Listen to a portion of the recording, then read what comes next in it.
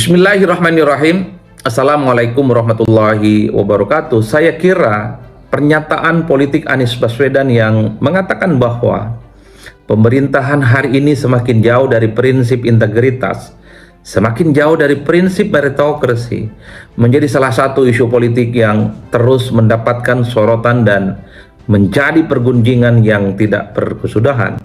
Anies menyampaikan pidato politiknya ini dalam sebuah acara yang diselenggarakan oleh Dewan Pengurus Wilayah Gerakan Rakyat di Jawa Tengah beberapa hari yang lalu. Kita tahu bahwa Ormas Gerakan Rakyat ini adalah ormas yang didirikan oleh para pendukung Anies Baswedan yang hingga saat ini terus memberikan dukungan politik kepada Anies sebagai sosok yang terus diproyeksikan sebagai calon pemimpin di masa-masa yang akan datang. Poin penting yang disampaikan oleh Anies dalam pidato politiknya adalah mengatakan bahwa bagaimana mungkin bangsa ini akan maju dan menjadi bangsa yang hebat kalau rekrutmen politiknya, baik di birokrasi, baik rekrutmen di bidang politik, itu didasarkan atas koneksi dan bukan didasarkan atas kompetensi.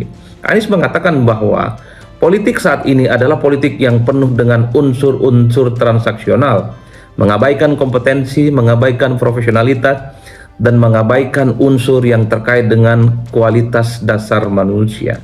Inilah yang saya kira menjadi salah satu isu politik yang tentu saja hingga saat ini mendapatkan respon yang cukup beragam. Ada yang membantah secara keras pernyataan Anies ini, tapi ada juga pihak yang kemudian mengamini bahwa pernyataan Anies ini dianggap sebagai sesuatu yang menunjukkan realitas yang sesungguhnya. Itulah yang saya sebutkan. Kali ini saya ingin bicara tentang apa yang disampaikan oleh Anies Baswedan, bahwa pemerintahan hari ini adalah pemerintahan yang semakin jauh dari unsur integritas dan semakin jauh dari unsur meritokrasi. Kalau kita mau jujur, sebenarnya Anies tidak pernah menyebut siapa orang, siapa sosok yang disebut dengan pemerintahan hari ini. Tapi kan publik tahu pemerintahan hari ini presidennya adalah Prabowo Subianto dan wakil presidennya adalah Gibran Rakebuming Raka. Jadi ketika Anies menyebut bahwa pemerintahan hari ini jauh dari prinsip integritas dan meritokrasi, itu sebenarnya secara tegas pernyataan dialamatkan kepada pemerintahan Pak Prabowo dan Gibran Rakebuming Raka. Inilah yang saya sebut sebagai salah satu isu politik yang cukup menarik untuk diperbincangkan. Kira-kira apa saja spotlight yang kemudian kita sangat layak untuk dijadikan sebagai cuplikan, sebagai sebuah diskursus politik? Satu, bagi saya Anies itu ingin terus menegaskan bahwa sebenarnya Anies itu adalah pihak outsider. Anies itu berada di luar kekuasaan dan tentu saja sebagai upaya untuk merawat ceruk basis dukungan politiknya dari kelompok-kelompok yang selama ini adalah kelompok-kelompok oposisi, anti pemerintah, dan tidak menjadi bagian dari kekuasaan politik. Artinya apa? Anies semakin mempertebal wajah politiknya sebagai wajah oposan yang tidak ada hubungannya sama sekali dengan irisan pemerintahan hari ini. Wajar kalau kemudian sebenarnya Anies dalam begitu banyak statement-statementnya cukup kritikal, cukup kritis, dan memberikan statement-statement yang dalam banyak hal itu dianggap agresif terkait dengan situasi dan kondisi politik hari ini. Bagi saya adalah Anies Baswedan ingin memberikan satu diferensiasi.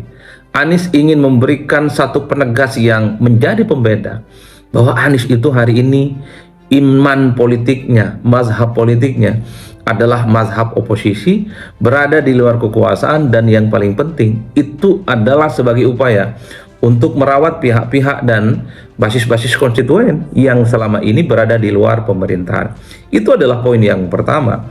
Nah, yang kedua tentu publik melihat apa yang disampaikan oleh Anies Baswedan yang menyebut bahwa pemerintahan hari ini semakin jauh dari prinsip integritas dan meritokrasi, itu adalah semacam serangan balik atau sindiran balik yang sengaja dilakukan oleh Anies kepada Pak Prabowo Subianto, yang dalam acara PKS beberapa waktu yang lalu Prabowo menyebut bahwa Pak Prabowo sebenarnya tidak pernah sakit hati dengan Anies Baswedan yang memberikan skor 11 dari 100. Dan bahkan Prabowo Subianto mengatakan bahwa justru skor 11 dari 100 itulah yang kemudian dalam banyak hal telah berkontribusi Prabowo terpilih menjadi Presiden Republik Indonesia, karena penilaian minor Anies itu adalah penilaian yang kemudian membuat emak-emak semakin suka dan memberikan dukungan politik secara total kepada Prabowo.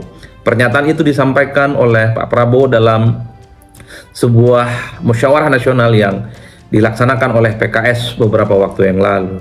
Sepertinya Anies tidak mau tinggal diam. Anies memberikan sindiran balik bahwa pemerintahan hari ini adalah pemerintahan yang sangat jauh dari unsur meritokrasi, bahwa rekrutmen politik hanya didasarkan atas relasi dan bukan didasarkan atas kompetisi, bukan didasarkan atas kompetensi. Maksud saya, wajar jika banyak pihak yang mengklaim dan menganggap apa yang disampaikan oleh Anies ini adalah semacam sindiran balik kepada Pak Prabowo yang beberapa waktu yang lalu juga menyolek Anies terkait dengan debat kandidat yang terjadi di Pilpres 2024 yang lalu, terutama ketika Anies ngasih skor minor, ketika Anies memberikan skor cukup rendah 11 dari 100. Jadi semacam sindir menyindir yang tidak berkesudahan. Bagi saya hal-hal yang semacam ini dalam politik adalah sesuatu yang cukup biasa. Ini menegaskan bahwa sebenarnya dalam politik ada dinamikanya. Kadang saling puji, kadang saling berteman, dan saling mengkritik satu sama yang lain. Itu adalah unsur yang saya sebut sebagai poin yang kedua. Nah, yang ketiga yang menarik.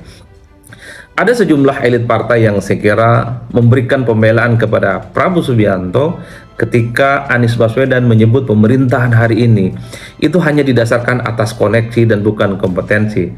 Sebut saja misalnya politisi PSI Bestari Barus yang mengatakan bahwa sebenarnya Anies Baswedan mengatakan itu tidak lebih dari sekedar mengkonfirmasi bahwa Anies sebenarnya ketika menjadi gubernur Jakarta juga banyak kok merangkul orang-orang yang menjadi bagian di dalamnya, merangkul pihak-pihak yang selama ini dianggap berkontribusi, orang dekat dan menjadi bagian dari pemenangan Anies dalam Pilkada Jakarta 2017. Kita tahu Bestari Barus ini adalah seorang politisi yang dulunya Nasdem, anggota DPRD Jakarta, dan kini menjadi bagian dari PSI. Kata Bestari Barus, dulu ketika Anies membentuk yang disebut dengan TGOPP, semacam tim gabungan percepatan pembangunan, orang-orangnya juga adalah mayoritas dari para pendukung Anies. Dan saat itu juga ketika terbentuk TGOPP, Anies juga dikritik karena begitu banyak, bukan hanya posturnya yang jumbo, bukan hanya posturnya yang gemuk, tapi orang-orang yang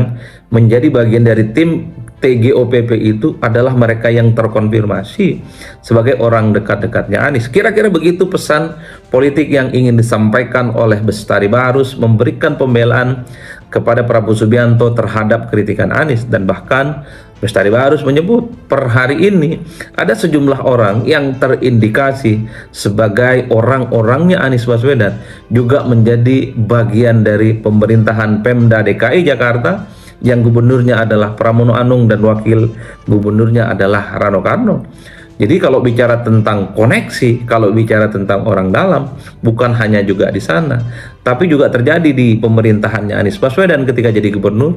Dan per hari ini ada sejumlah pihak, ada sejumlah nama yang terindikasi sebagai pendukung Anies juga menjadi bagian dari kekuasaan berkuasa di Jakarta. Itulah yang saya sebut semacam bahwa sebenarnya Bestari Barus ingin menyindir, hai Pak Anies, kalau bicara tentang koneksi, jangan jauh-jauh ke pemerintahan hari ini.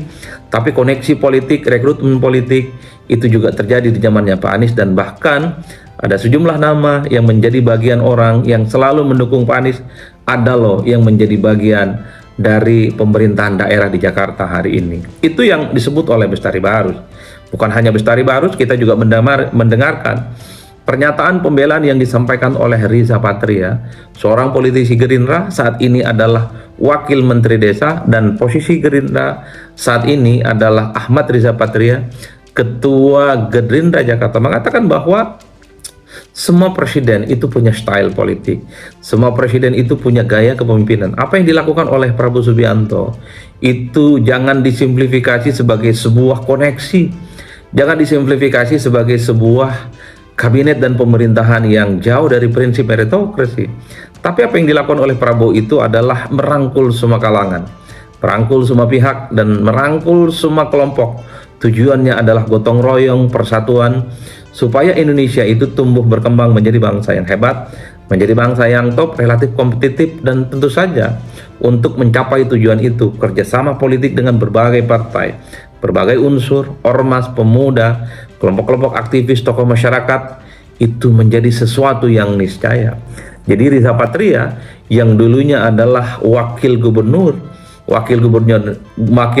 Anies Baswedan juga memberikan pembelaan bahwa apa yang dilakukan oleh Pak Prabowo saat ini itu bukan koneksi, tapi yang paling penting adalah politik merangkul semua kalangan, merangkul semua pihak, dan tidak perlu dipersoalkan secara serius.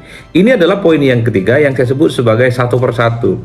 Begitu banyak pihak yang mengkritik balik Anies Baswedan, bahwa pernyataan Anies itu dianggap tidak relevan, ini adalah politik gotong royong, bahwa Anies jangan menganggap ini sebagai sesuatu yang menjadi persoalan yang seakan-akan terus dicari titik lemahnya. Itulah yang saya sebutkan, dari begitu banyak variabel, faktor-faktor yang terkait dengan pernyataan Anies Baswedan bahwa pemerintahan hari ini jauh dari unsur meritokrasi dan hanya mengandalkan koneksi, menjadi isu politik yang tidak berkesudahan. Sebagai sebuah kesimpulan yang ingin saya katakan adalah, terlepas dari apapun posisi politik Anies Baswedan, terlepas dari apapun posisi politik Anies Baswedan hari ini, bagi saya sahut-sahutan politik yang semacam ini, kritik mengkritik dan sindir menjindir tentu menjadi kabar baik dalam sebuah sistem politik yang demokrasi. Ketika begitu banyak partai politik, ketika begitu banyak ormas, dan ketika begitu banyak anggota dewan yang mungkin tidak pernah memerankan fungsinya sebagai check and balances, maka orang-orang seperti Anies Baswedan ketika memberikan sindiran dan kritikan secara terbuka kepada pemerintahan saat ini, itu tentu menjadi sesuatu yang dalam tanda kutip menjadi perdebatan, menjadi pergunjingan yang tentu saja telah menimbulkan pro dan kontra. Karena kalau kita mau jujur, sebenarnya sebuah rezim dan sebuah pemerintahan apapun, pikiran-pikiran tajam dan pikiran-pikiran kritis itu dibutuhkan sebagai sebuah vitamin untuk mengkonstruk supaya pemerintahan Indonesia itu tentu sesuai dengan harapan bangsa yang besar, bangsa yang hebat, dan bangsa yang semakin kompetitif. Jadi bagi saya pernyataan Anies ini dimaknai sebagai sebuah sikap politik yang biasa-biasa saja, mempertegas posisi Anies sebagai wajah yang penuh dengan oposisi, dan yang paling penting Anies selalu memberikan statement-statement yang cukup tajam sebagai sebuah effort adanya keseimbangan politik yang kita sebut sebagai check and balances. Bapak Ibu semua boleh setuju, boleh sangat menolak keras dari apa yang disampaikan oleh Anies Baswedan, tapi bagi saya secara prinsip dalam sebuah negara demokrasi, sahut-sahutan politik, sindir-mensindir secara terbuka adalah sebuah keniscayaan secara demokratis. Saya kira itu semoga bermanfaat, supaya mencerahkan, supaya pandangan saya ini tidak nyerong-nyerong ke kanan dan tidak nyerong-nyerong ke kiri, dan selalu tetap objektif, dan tujuannya adalah selalu memberikan edukasi kepada kita semua. Salam politik syaun-syaun, pastinya mantap semantap-mantapnya. Wassalamualaikum warahmatullahi wabarakatuh.